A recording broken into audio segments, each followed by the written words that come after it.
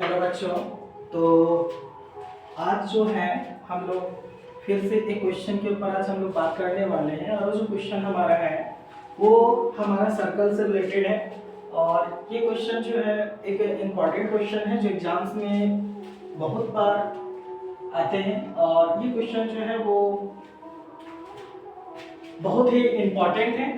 तो आज हम लोग जो है इस क्वेश्चन के ऊपर बात करेंगे और देखेंगे कि इस क्वेश्चन का सॉल्यूशन जो है वो किस तरह से होता है और किस तरह से करेंगे।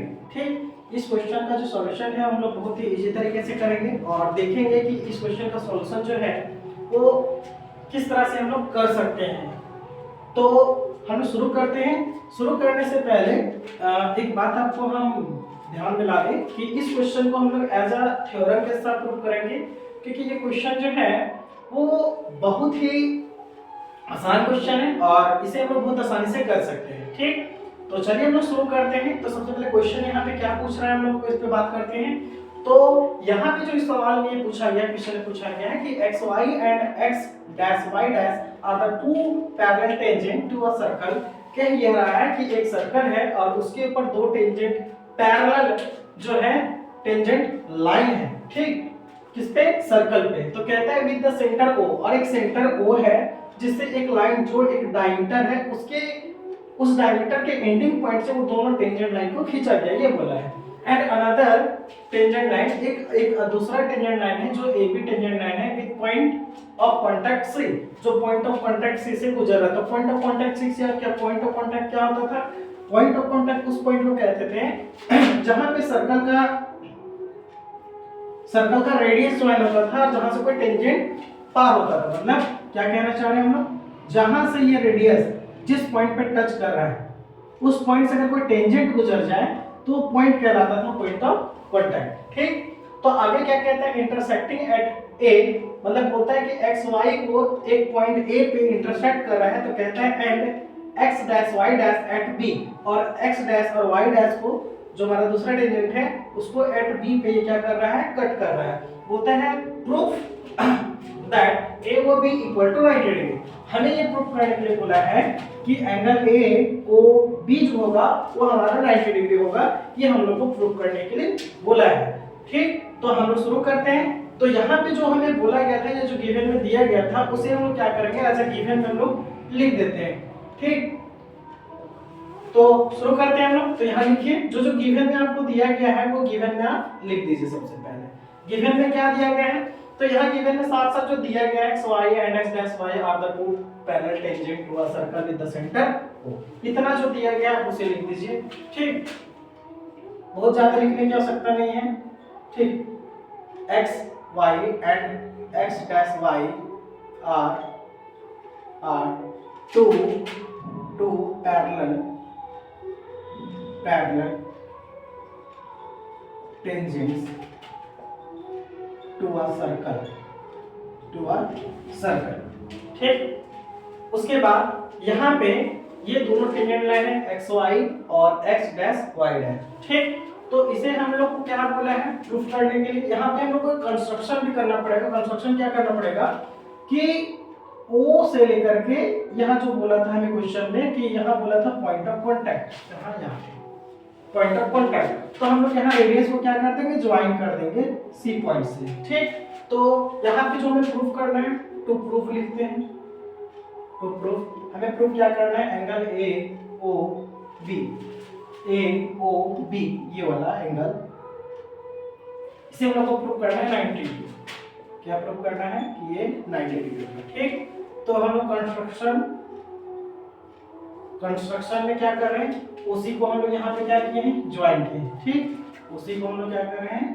ज्वाइन कर रहे हैं। ज्वाइन उसी। ठीक, ज्वाइन उसी। ठीक, हमने क्या किया? उसी को ज्वाइन किया।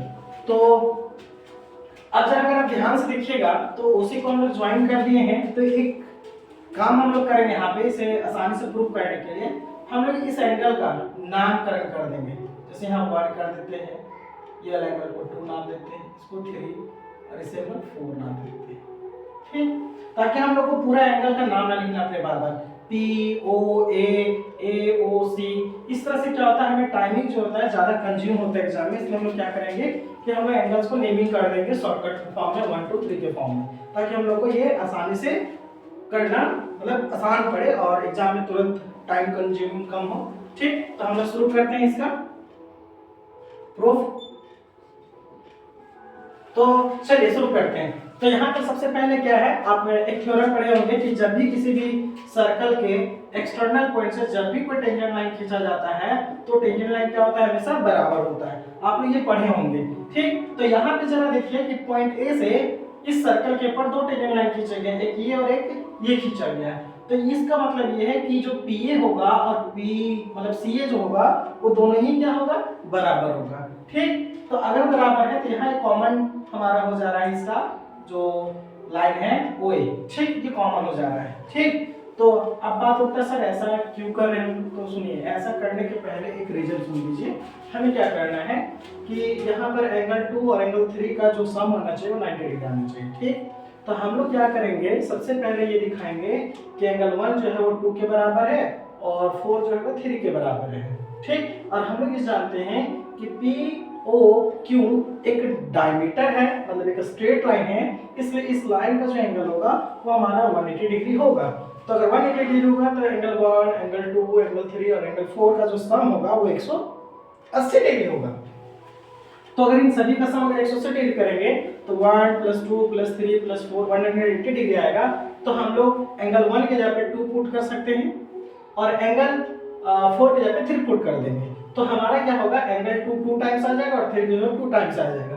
तो 2 कॉमन निकल जाएगा और इधर आ जाएगा राइट साइड में 180 डिग्री, फिर 2 से 2 जो 2 से कैंसिल हो जाएगा 180 डिग्री, तो हमारा 90 आ जाएगा और 2 और 3 का जो एंगल का सम होगा वो हमारा 90 प्रूफ हो जाएगा। तो इसलिए हम सबसे पहले क्या करेंगे कि हम ये दिखाने की कोशिश करेंगे कि एंगल 1 जो है 2 के इक्वल है। तो इसके लिए भी क्या करना पड़ेगा, ये दोनों ट्रायंगल को हम लोग को कॉन्ग्रुएंट करना पड़ेगा। ठीक, तो हम लोग यहाँ पे कॉन्ग्रुएंट करना शुरू करते हैं। ठीक, तो इन ट्रायंगल ले लेते हैं इसका नाम, तो इसका नाम लेते हैं POA।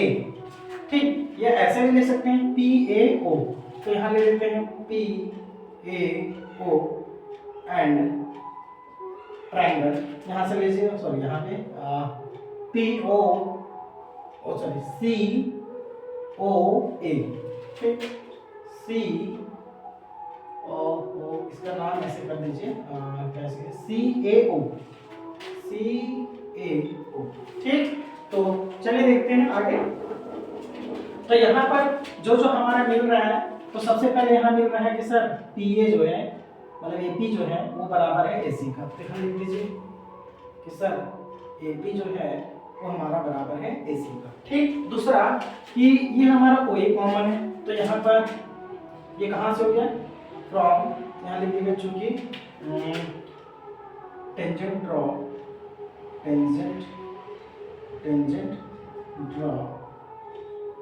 From external point A। ठीक, जब टेंजेंट ड्रॉ होता है एक्सटर्नल पॉइंट A से तो हमेशा बराबर होता है इससे वो, तो हमारा OA जो है वो हमारा क्या है, कॉमन है। ठीक, OA हम लोग का क्या है, कॉमन है, OA हम लोग का कॉमन है। ठीक, उसके बाद जरा देखिए, तो जब यहाँ पे हम लोग का जब बाहर से किसी सर्कल के ऊपर टेंजेंट खींचते हैं, तो जब ये रेडियस से हम लोग यहाँ पॉइंट ऑफ कांटेक्ट बनाते हैं तो यहाँ कितना डिग्री बनता है, 90 डिग्री।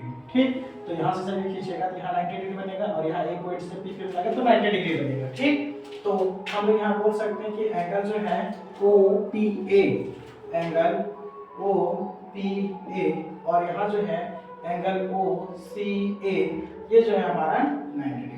ठीक, तो अब यहाँ पे कौन सा प्रॉपर्टी लगेगा कॉन्ग्रुएंट का, तो एक हाइपोटेनस मिल गया, सॉरी एक हाइपोटेनस मिल गया, एक 90 मिल गया, एक साइड मिल गया। इसका मतलब जो कॉन्ग्रुएंट हो गए दोनों ट्रायंगल, वो हमारा ट्रायंगल हो गया PAO कॉन्ग्रुएंट ट्रायंगल CAO। कौन सा प्रॉपर्टी, RHS। ठीक, RHS का प्रॉपर्टी क्या है कि एक 90 मिलना चाहिए, एक हाइपोटेनस मिलना चाहिए, कोई भी एक साइड मिलना चाहिए, जो इसमें हमें मिल चुका है। ठीक, तो इसलिए हम ये कह सकते हैं सो एंगल 1 जो होगा वो एंगल 2 के क्या होगा, बराबर होगा। कौन सा प्रॉपर्टी, CP CT से बराबर होगा। ठीक, यहाँ कोई प्रॉब्लम? आगे चलते हैं हम लोग। तो उसी प्रकार से अगर हम देखें तो ये ट्रायंगल जो है हमारा, कौन सा ट्रायंगल, ये यहाँ पर ये 90 बनाएंगे तो हमारे ये दोनों ट्रायंगल जो होगा QBO और CBO भी क्या होगा, सिमिलरली ऐसे ही ये कॉन्ग्रुएंट होगा। तो हम लिख सकते हैं सिमिलरली ट्रायंगल QBO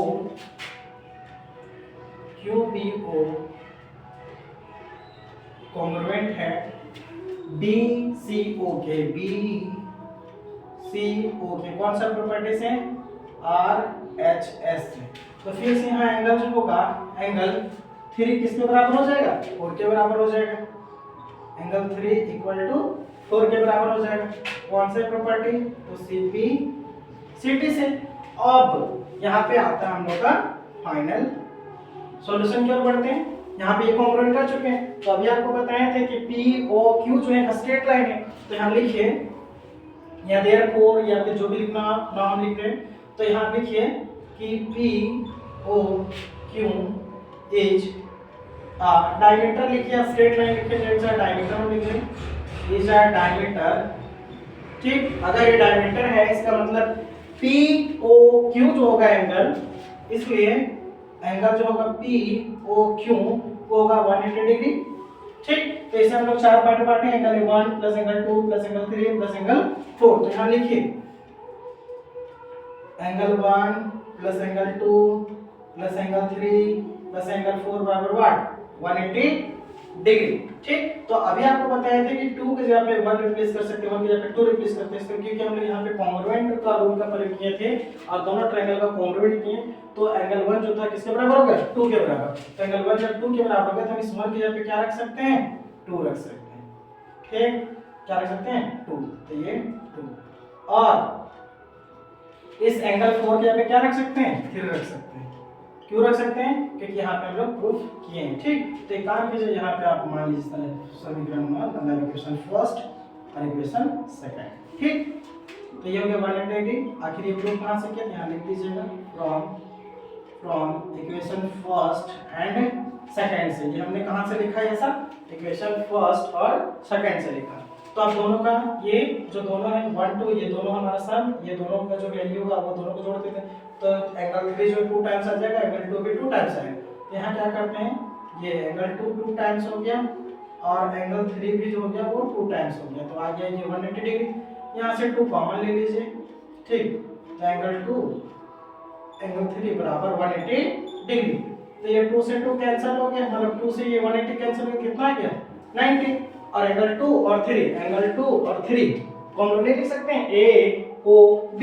तो यहाँ लिख दीजिए आप। So angle AOB equal to what, 90 degree. और यही तो हमें क्या करना था, प्रूफ करना था। तो ये बहुत ही आसान सॉल्यूशन था। तो आपको हम ये उम्मीद करते हैं कि आपको ये सॉल्यूशन पसंद आया होगा और ये क्वेश्चन बहुत ही इंपॉर्टेंट है। ठीक बच्चों, तो आप ऐसे ही कोशिश करते रहिए और पढ़ते रहिए ताकि आपका जो प्रिपरेशन है वो कंटिन्यू रहे और जीवन में आप आगे बढ़ते रहिए। तो चलिए हम लोग नेक्स्ट क्वेश्चन में बात करेंगे। ठीक, तो ये क्वेश्चन जो है आपको कैसा लगा, आप लाइक कमेंट और सब्सक्राइब कर लीजिए ताकि आपको ऐसे ही क्वेश्चन देखने के लिए हमेशा मिलता रहे। और अगर किसी प्रकार का आपको डाउट है तो आप कमेंट करके आप पूछ सकते हैं। ठीक, तो हम लोग मिलते हैं नेक्स्ट वीडियो में। Thank you watching this video. So